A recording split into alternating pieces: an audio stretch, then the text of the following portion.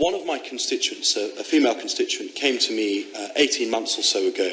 to complain that her ex-husband had been using the family courts vexatiously in order to sort of incur costs, cause her pain, control her, which I wrote to the Minister about, and he was kind enough, his predecessor about, they were kind enough to reply. And I thought that it was a sort of one-off, but actually a second constituent has come forward and indicated the same thing. And so today, as we talk about family justice reform, I wondered if I might add to the very learned and wise recommendations that my honourable friend has made, that we encourage the Minister, the Department to consider how, if at all,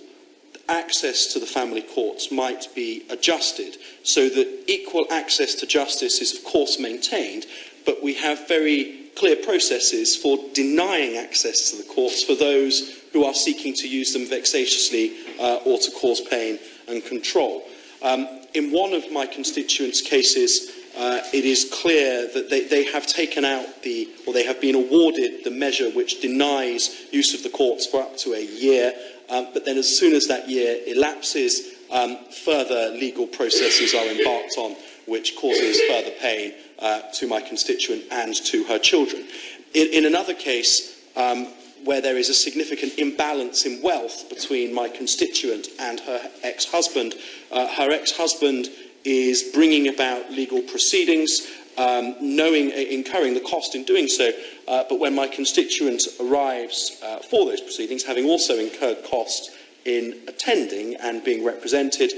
she finds that her ex-husband doesn't turn up and that they have merely brought this about in order to cause her distress and financial costs. It just seems to me that in the case of my two constituents, the family courts are somehow allowing themselves to be a part of the very unpleasant and controlling behaviour of abusive ex-husbands. And I wonder how we strike that balance, if we could strike that balance better between the equal and free access to courts, but also denying the use of the courts to those who seek to use them to cause pain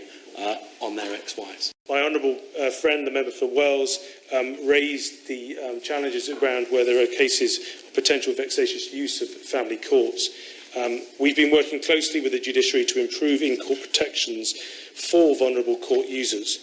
and new court rules and a practice direction are coming into force this month with the same aim. We are determined also to give family courts power to prevent unrepresented abusers from cross-examining their victims, and the court does have powers to manage cases appropriately and to prevent vexatious litigation.